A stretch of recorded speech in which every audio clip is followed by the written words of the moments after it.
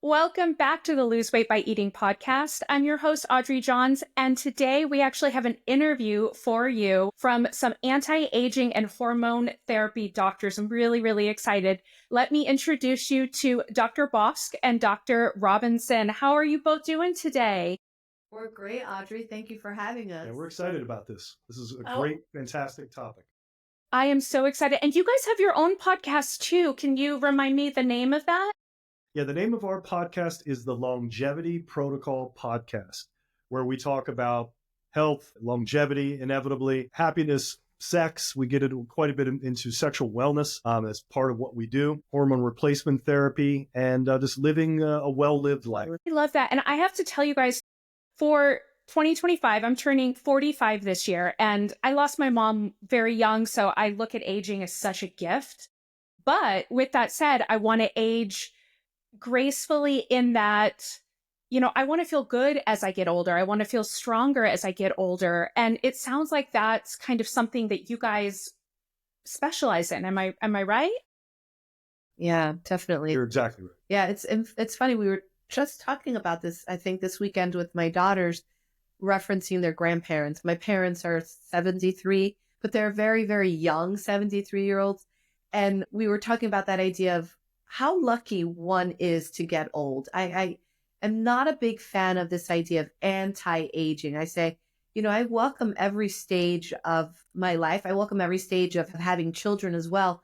It's just about doing it with such a sense of vitality so that no part of it feels like a chore.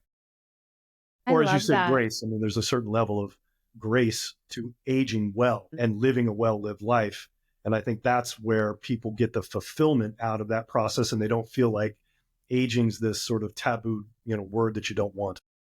Yeah, and I hear these different interviews, and Stephen Colbert pops in my head about how the day after, like, his dad had died young, and it was the day after, that anniversary of his death, and he got on 3 planes to go and visit his kids in college because he wanted to do those things that his dad couldn't have done. I think it's so beautiful to take that stigmatization out of aging and say, this is actually a gift.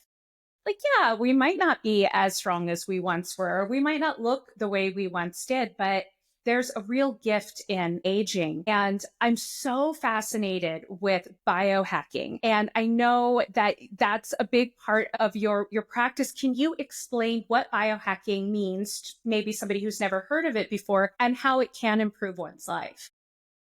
Yeah, I'll answer that. There's a lot of terms, a lot of industry terms. There's a lot of medical industry terms around all of this that is ultimately about healthy aging. And one of the terms would be anti-aging medicine. There's an actual medical group that's anti-aging. It's the American Academy of Anti-Aging. There is another group called the Age Management Group. There's another group called functional medicine. So there's functional medicine doctors that look at health in a functional, optimized way. There's naturopathic medicine, which is we are both naturopathic medical doctors. So we learn a very distinct type of medicine called naturopathic medicine that's over 100 years old.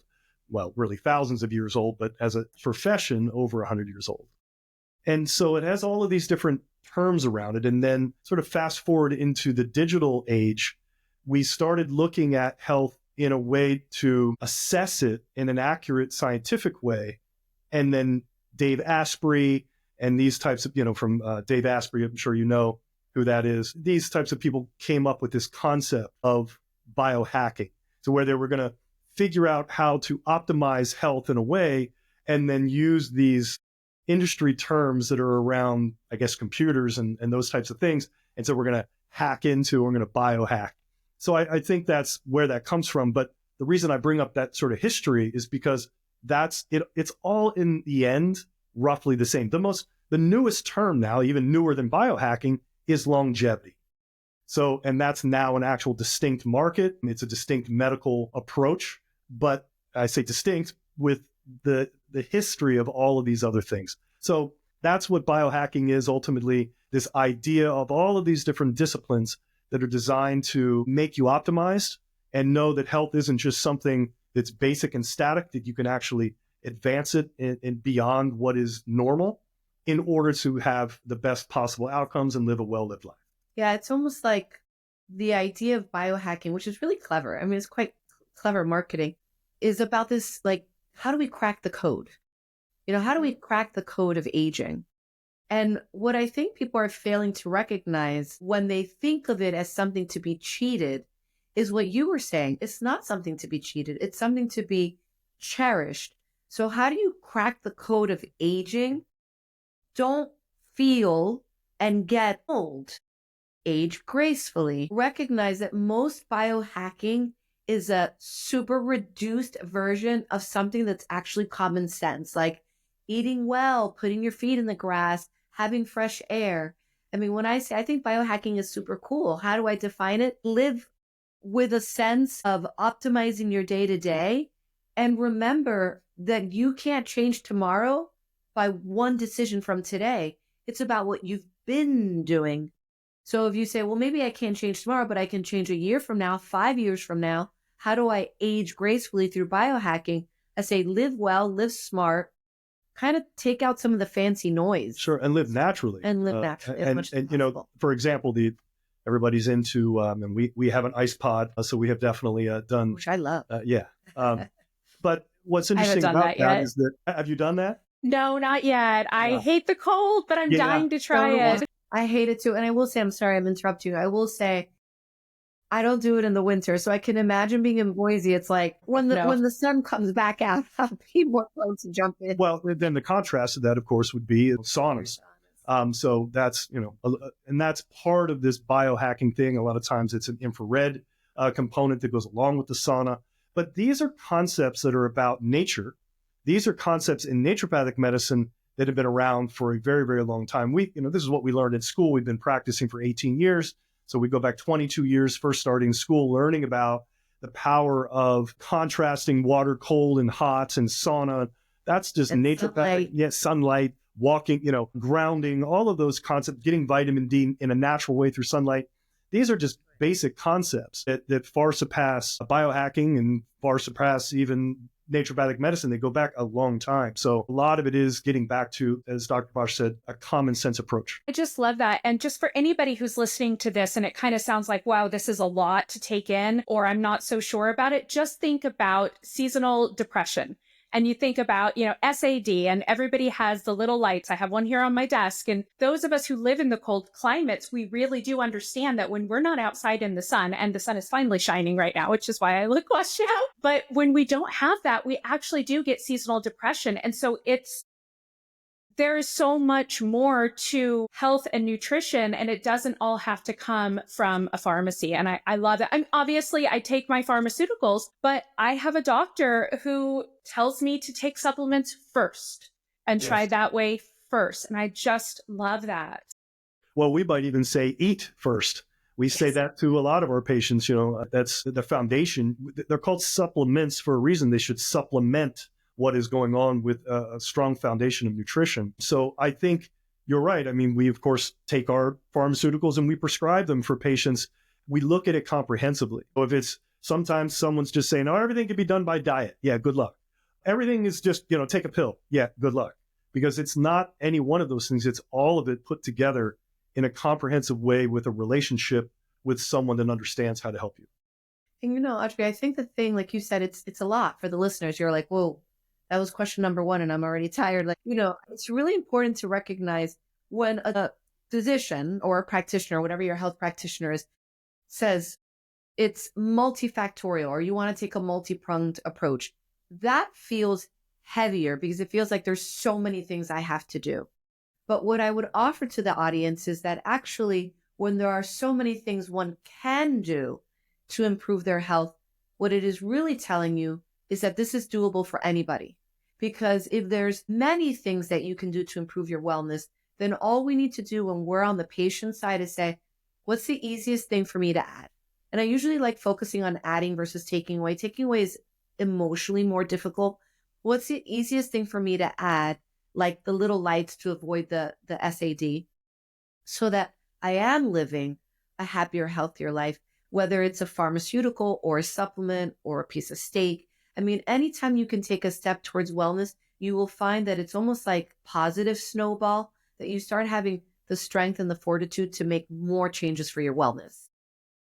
That is so great. And I love that you said that you recommend to add things as opposed to subtract, because the more of these healthy things that you add into your diet or into your day will just push out. You won't be hungry enough to have that Snickers later because you That's had right. an apple and peanut butter, you know? I would love to ask you, and I know this is kind of a big ask, but for somebody who is listening and is hearing this and is a little bit overwhelmed, could you give them a few biohacking or longevity tips that are easily digested? Well, I mean, it, we've been hearing a lot about it lately, about just protein.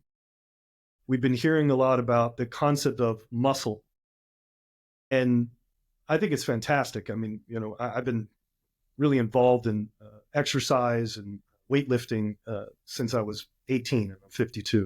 So the idea of pushing forward and growing muscle and thinking about things in that way has always been something that's very important. But it wasn't just, because I just feel like having big muscles, there's a really serious health implication to having muscle. And we understand this more and more than we ever have. And I think we see this more also in women. It's, muscle is just simply gaining muscle. It creates something called myokines. Myokines are these little endocrine, muscle's an actual endocrine tissue. It's a hormonal tissue. So it secretes these little hormones called myokines as you contract your muscles. And those myokines help you become stress resilient. What they actually are called, scientists will refer to them as hope molecules. They give you hope. And so having muscle makes you stress resilient to just mental, emotional stress, but also to physical stress like diseases. Decreases your risk for breast cancer. It decreases your risk for osteoporosis. I always say where muscle goes, bone goes. If a muscle's going down, your bone's going down. You bring your muscle up, your bone goes up. So muscle is probably one of the best biohacks you can do. We're talking about longevity. There is no better biomarker than having muscle, improving your VO2 max, which is essentially how well you can run on a treadmill, your wind, we would call it, and your grip strength. And your grip strength is correlated with your muscle mass. Those are the best biomarkers we have for predicting long life. Isn't that cool about the hope? That is so cool. And it makes me think of, I had done a lot of research many, many years ago. I was in a car accident, had to have a couple of hand surgeries from it. And I ended up with CRPS, also known as RSD. And it's very similar to fibromyalgia in that, it attacks the joints. It's extremely painful. I had come across some information and I just kind of went to the assumption of, when your body is healing from exercise, what if it's healing the other areas as well? And I don't know if, one, I got stronger, I reduced my stress, and that is why I am in remission several years now, or if that worked. But either way, it's just, I went from someone who was walking with a cane to someone who hits the gym for 6 hours a week now. So I just love that. And I also did just want to quickly note, for when you were talking about the muscle, I instantly thought of, obviously, osteoporosis for us women, keeping our bodies as strong as we can for as long as we can. But even for the men who don't have that issue, my partner throws out his back more than anyone I know, poor thing. And I have had him doing crunches with me every single night. Knock on wood, he has not thrown his back out in 3 months. So just working on your core strength alone can at least help your back. So if you're in pain, why not try these exercises, or why not try adding exercise into your lifestyle? That is just so amazing. And then I wanted to ask you guys, because I know hormone optimization is so big for your practice. Could you explain, first of all, what is hormone optimization to someone who maybe has not heard that term yet? Sure. Well, I'd like to start by saying that when we're talking about hormones, I want to remind everybody that we're not just talking about sex hormones. And normally people think of progesterone, estrogen, and testosterone. Those are probably the three most popular, let's say. But really, hormones are any of the hormones out there, like your thyroid hormone, growth hormone, cortisol, insulin. I mean, these are all the hormones. So when Dr. Robinson and I are referencing hormone optimization, we're using the word optimal because labs, which are the primary tool that I would say conventional medicine is using to determine whether or not a patient is a candidate for hormones, are not really caring about the levels that make a person feel well. So when we're looking at the labs, first of all, we're using blood work, if that's the lab. There's other kinds of labs like salivary, urinary. We're using the labs as a tool. We are also making sure that we understand how does the person feel. So subjectively, that symptom survey is another, if not more powerful tool. And then depending on the system we're assessing, there are other tools that we're going to be using. So when we refer to hormone optimization, we're talking about what is the range within a lab in conjunction with all these other tools that helps ensure the person is at their maximum performance, feeling, disease prevention, etc. It's so fascinating. And especially for myself, because I had my lab work done, went in and see my doctor, and everything was good except for my thyroid for the first time ever. And I did some research beforehand because depending on obviously, who you get your healthcare through, sometimes you get the labs ahead of time through an app. I looked through them and I did a little bit of research on my own. And I thought, this is why I'm so exhausted all the time. And so my doctor had me start on some thyroid support supplements that I have here just in case if we wanted to discuss them. But so is this the kind of thing, so you would talk to your clients and say, how are you feeling? And then look at them. Is that kind of how you work?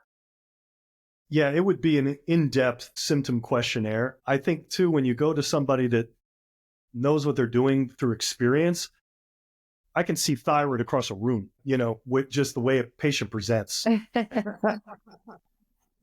those of you just listening, I pushed all my hair back. Right. We walk in, we're like, oh, that lady needs pellets, or oh, that lady needs hormones or something. That kid needs their, glucose checked. It's tools of the trade, right? So yeah, some of it is definitely just the experience where you know how to fine tune into likely what that patient needs. So we're looking at unique needs for each patient. Mm-hmm. But yeah, the symptom questionnaire winds up being one of the best tools. But then from there, inevitably blood work. But to your point, what you brought up, so patients will have their blood work done, and then we're going to look at a larger range that's likely on the lab and look to optimize it at either the high end of the range or the low end of the range, whichever way that range is supposed to go. And that's what optimization would mean. Because a lot of times patients fall into this broad range. They're barely there, and the doctor goes, you're fine, go away. Or they write them a prescription for, some kind of psych med or something like that, go away. Versus saying, no, you're barely in the range, and we're actually trying to optimize you. We're trying to get this to be the high end of the range to make you feel your best. So we would seek to actually treat, whether that is through supplements or actually giving them hormone replacement therapy or whatever it may be. Because common and normal are not the same thing. Like just because we're fine, and this is what is, remember, those ranges are representative of common findings is usually how these ranges are established. So just because the person is falling within that range of acceptable, it doesn't mean that it's the range for optimal performance. So with the thyroid, for example, when we're talking about the T3, which is the most metabolically active thyroid hormone, you really want to make sure that you're on those upper limits of normal, I would say. I think you and I have a pretty similar list for the ranges that we're looking at when we're evaluating how assertive we want to be with someone's treatment protocol. Because absolutely, nutrition, lifestyle, biohacks, those things will take a person to the next level of wellness. But sometimes it's chicken and the egg. It's like sometimes you need a little bit of that hormone to get the person feeling well enough so that they can make those changes. Yeah, get their attention. That is so fascinating. Do you have any client stories, obviously without their name, that you might be able to share, something that might resonate with the listeners? I have a patient that I've been treating now for about 18 years, about as long as I've been practicing. And he came to see me. He was exhausted. I mean, he was really, when I think back on it, he was like a walking zombie, and he knew it. And his eyes, the way they were sort of sunken and just very puffy, and he was tall, and he is tall and thin, but a little bit overweight. And what actually was the situation with him, aside from the fact that his testosterone was very low, and I guess at that time he would have been in his 40s, but he was really like late 30s, early 40s. But he was just a go kind of corporate guy, had burned the candle at both ends for years. He was in IT and these types of things. and just burnt himself out. And so he came to me. His testosterone was really low. But what was unique about his situation, because he had been to many, many doctors, no one was able to diagnose. Everyone just said he was fine. There was nothing more they could really do for him. And what was unique about his situation was he had low thyroid. Now, I say unique because most of the time you'll see low thyroid in women. It's about 8 to 10 times more common in women. So it's even harder for a guy who's got low thyroid to get the diagnosis in the first place. Right. So I was able to identify that for him, but he also had fibromyalgia-like symptoms. And what's interesting about fibromyalgia, if you line all the symptoms of fibromyalgia up with the same symptoms of low thyroid, they're virtually the same. And that's because in the end, they basically are the same. But lab work can be very deceiving. Someone could have fibromyalgia, their lab work could look quote unquote normal for thyroid, and they don't get the diagnosis. So I was able to, through questioning and looking at lab work in a unique way that I do, I was able to diagnose him with that, with low thyroid, give him thyroid hormone in the unique way that we do. We, again, maximize and optimize the dose. And between hormone, testosterone and thyroid, which I think if I had to pick, the thyroid was probably the biggest impact for him, it just changed things around so much so that he wound up minimizing how much he was working, but started to exercise. He actually went to Kilimanjaro. Oh, wow. And he was a photographer as well. So he wound up going to base camp and did all of these different base camp with it. He bikes constantly. He's just an outdoor kind of guy, things that he wanted to do, but just never could.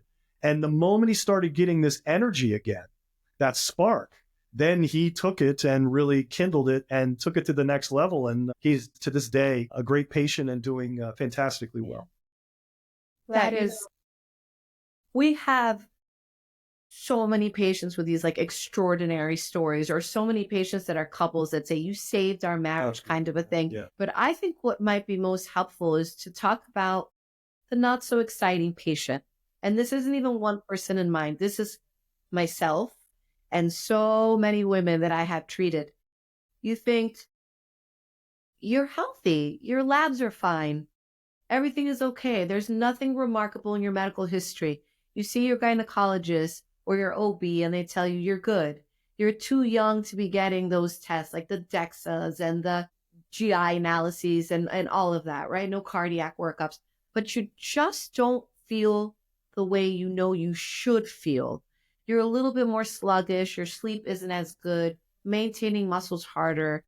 Losing fat is even harder. You're almost like apathetic. There's like this thirst for life that you don't really have. So you put off things like exploration or activities or personal challenges.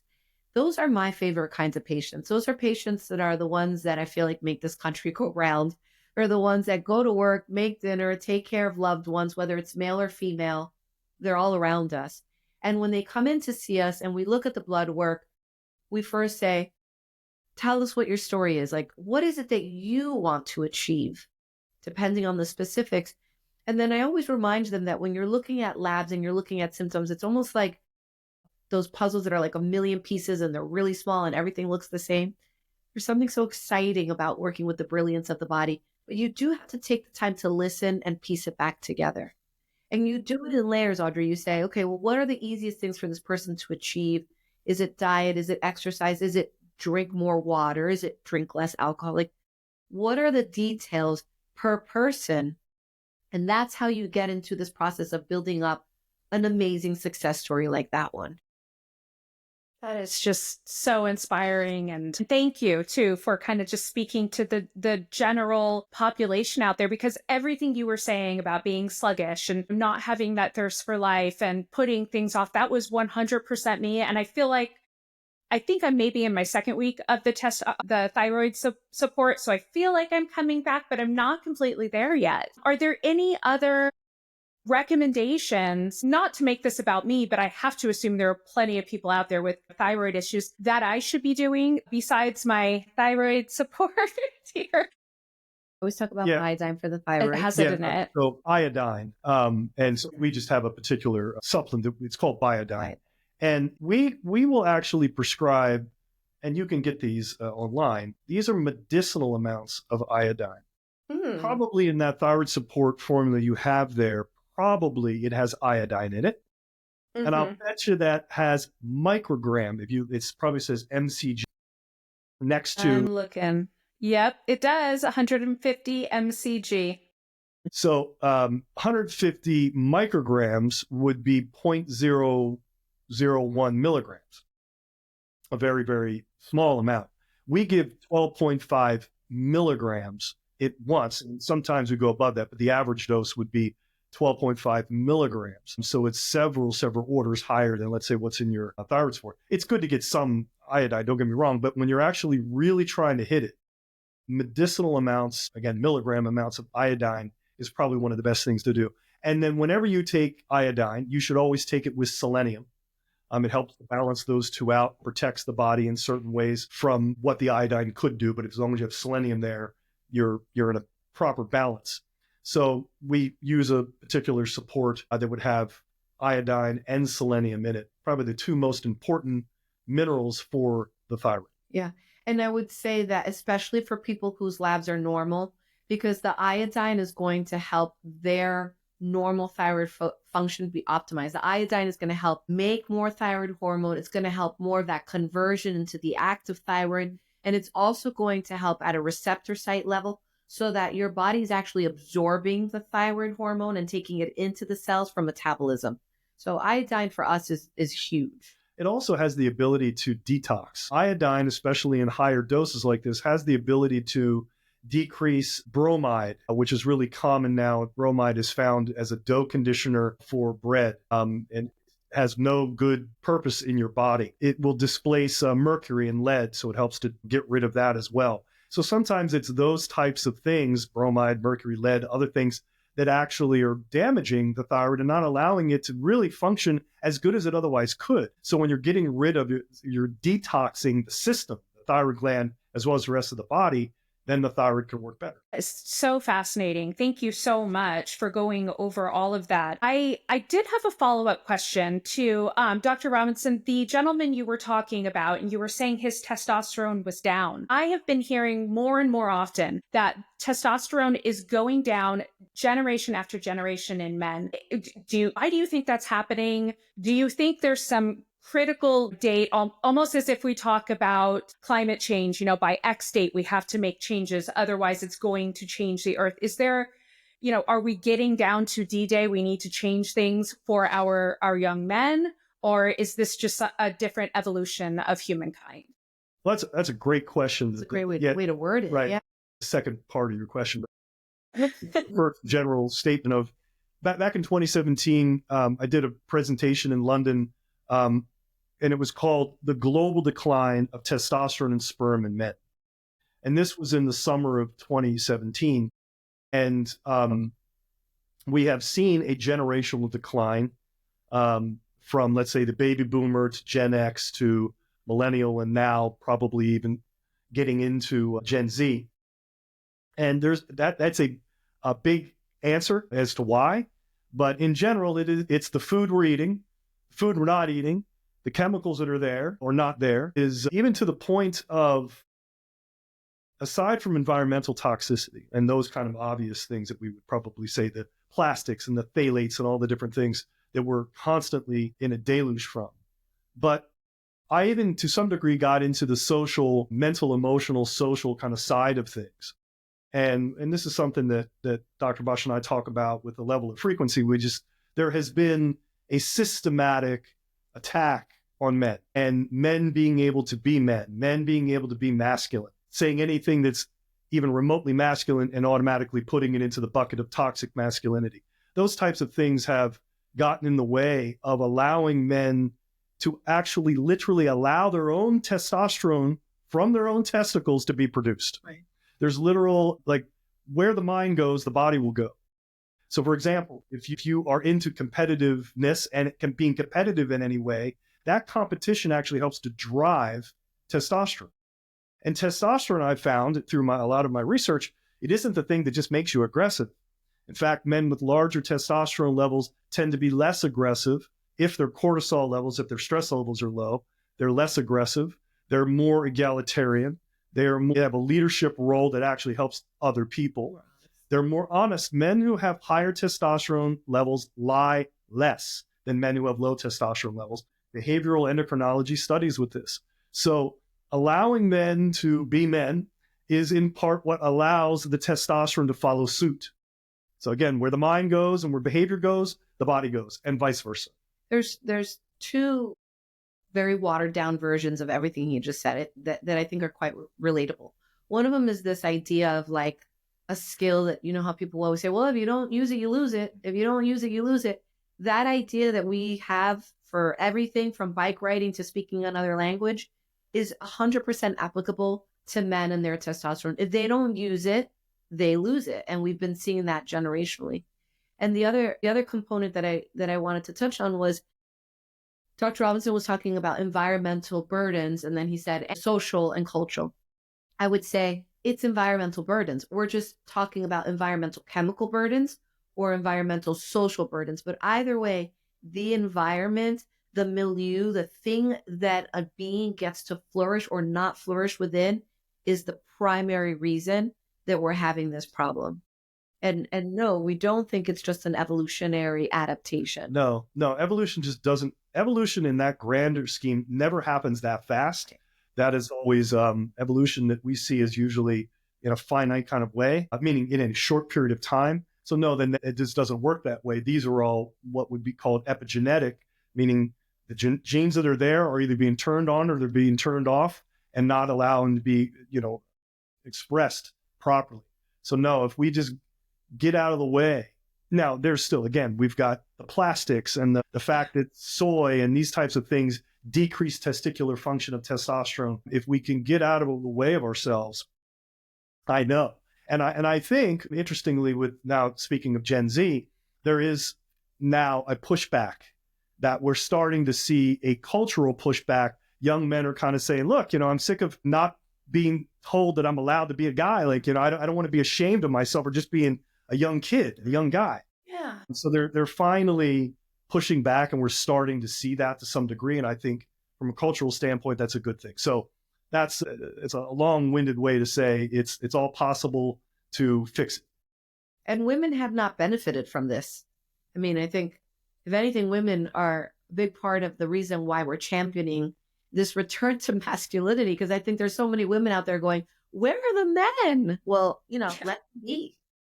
And also men in utero are built by the testosterone woman, meaning when a woman has reasonably high levels of testosterone in utero and she has a male fetus, then that male fetus will have higher levels of testosterone. If she has lower levels, he will have lower levels. So the testosterone male is actually originally created by the testosterone female. Wow, that is fascinating. Quick follow-up on all of that, because we all remember the whole remove all BPA from your homes, especially if you have boys. So this is not new to us as a society, and I don't think anyone's going to be surprised. But outside of, removing the plastics and being supportive of our young men growing up to be who they want to be, which is exactly what we're doing with our young women.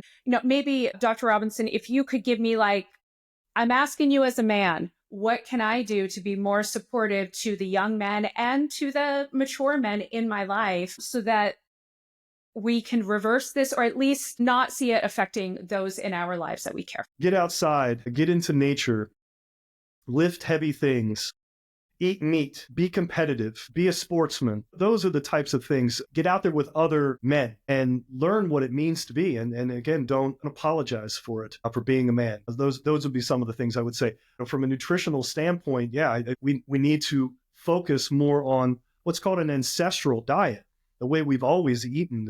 Nothing sort of new about this. We don't have to have that much science on knowing what ancestrally, how we've always eaten and flourished, which was always some form of animal protein as the main focus and the mainstay. And I think there's been a huge attack on all of that. I mean, you're there in Idaho.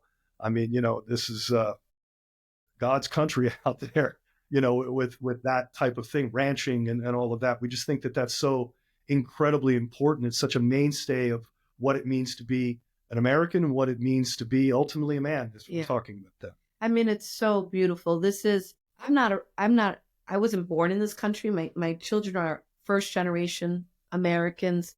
in my whole family, our kids are the first generation. And when we went to Idaho for the first time, we were like, who knew? Charles was like, lots of people knew. We were like, I didn't know. I'm from Jersey. Like, I didn't even know this is amazing. I cannot emphasize enough how the core American ideals is why people have come here for generations because of a steak on a plate and because of fresh air and because of the opportunity to be physical and be brave and be bold and try it on. And if you fail, so what? You get up and you try again. It's just, again, it's what's the best biohacking we can do? Freaking common sense, American common sense. Get back to it.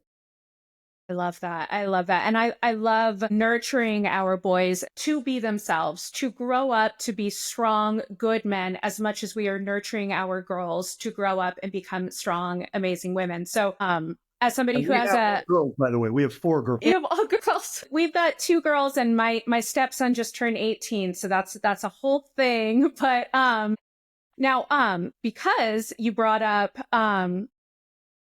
healthy weight and all of that, I'd love to talk to you about the injections that are so popular right now. Obviously, we've all heard of Ozempic, but then there's the GLP-1s that you're seeing from like his and hers and all of the different online marketplaces. What are your thoughts on them? And is there a way that we could do this naturally, either with food or with supplements, for those who do not want to put, the chemicals into their body or not trusting them quite yet? Yeah, I'll say just in general that the medications are effective, and we have prescribed them, but there's a lot of monkey business that's going on out there with them and how they're being used, how they're kind of almost literally being abused, and just not being done right. So, we look at everything in a comprehensive way on how we approach everything with health, optimizing in a comprehensive way. So these medications can be done.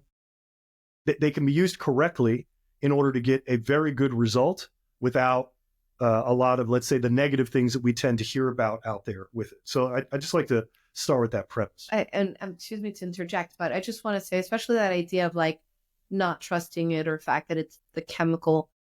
Very rarely is it the medication that's the problem. It's the way it's being used or abused.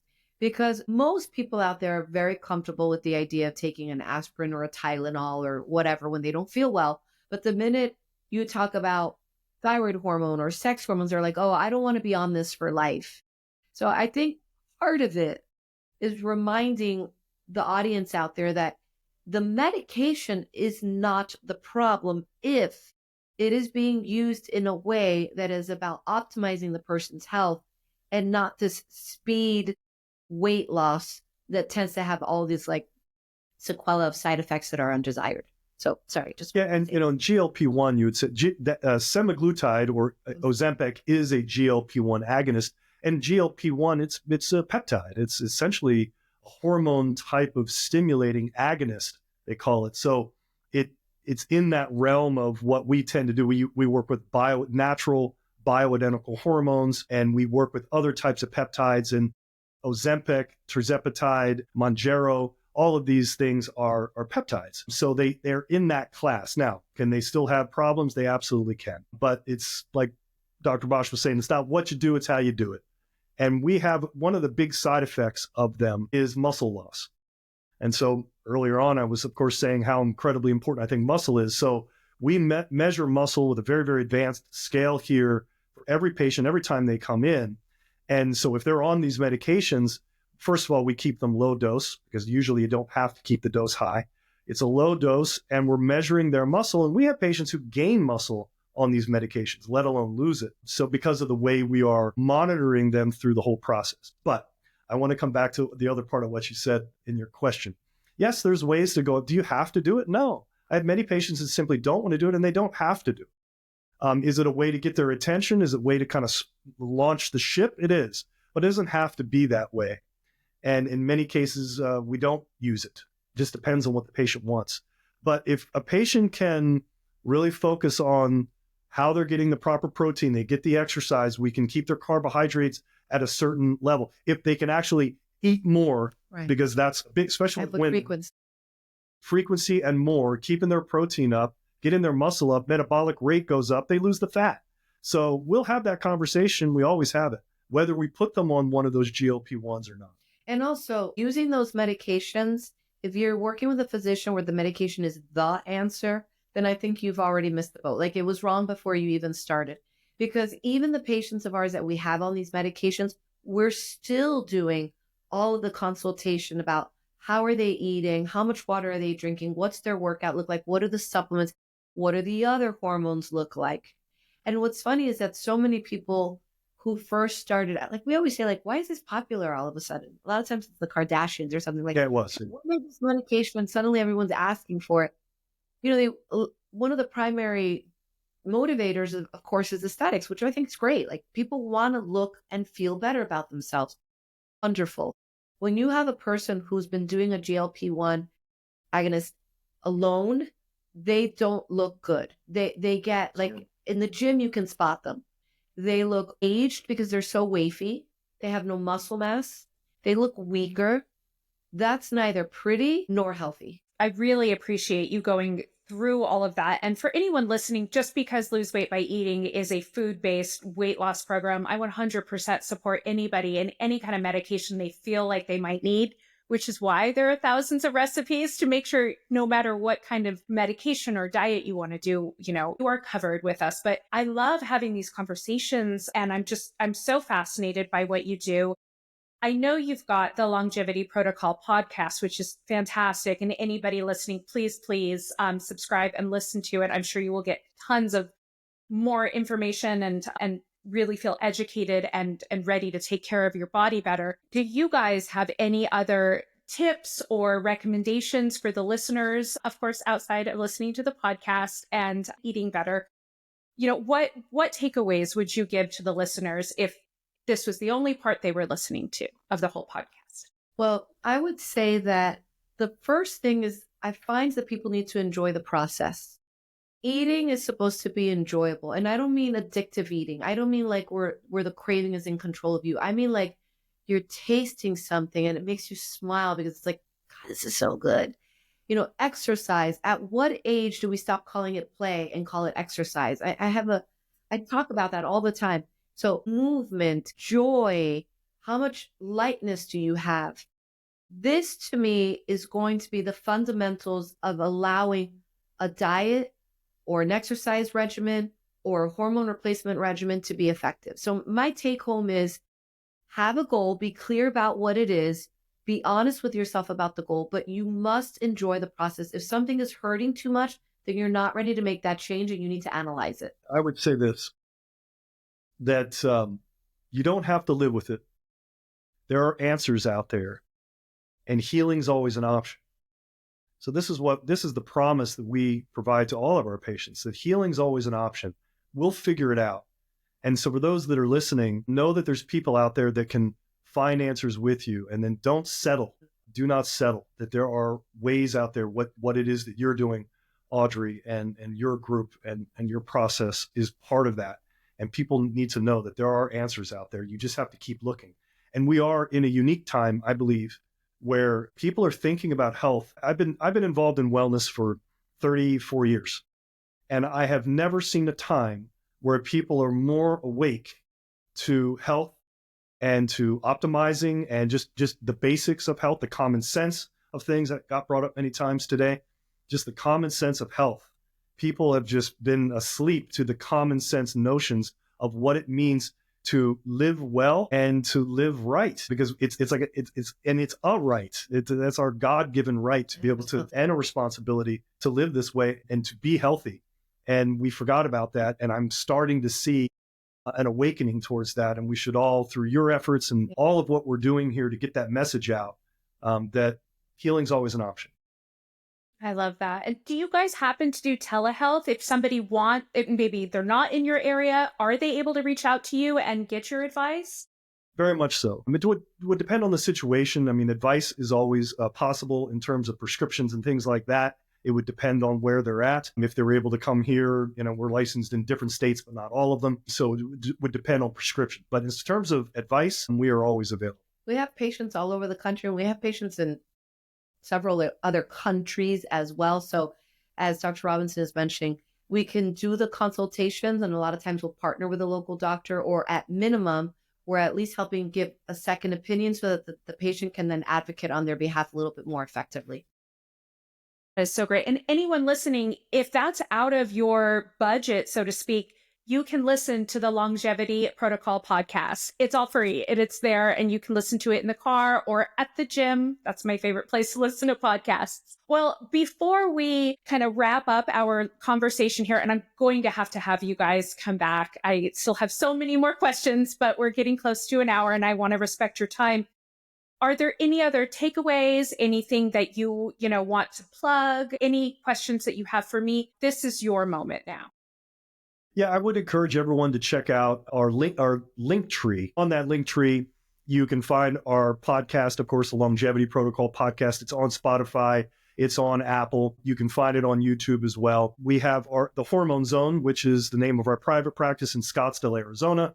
But we also have different locations. We are in Livermore, California, which is the East Bay. And we have 2 men's clinics in Oklahoma, one in Oklahoma City and one in Tulsa. We have another med spa that's in Orlando that does regenerative medicine, stem cells, wellness, many, many things. So yeah, we have various locations, different brands, but various locations all over the country. And we've also written 2 books that are intended to be, they're heavy, they're beefy, but they are user manuals for the patient. So a lot of our patients like to use those, again, especially the ones who don't live here.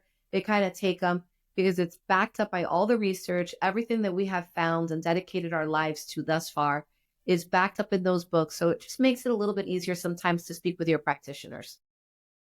And are those on the link tree as well? Yes.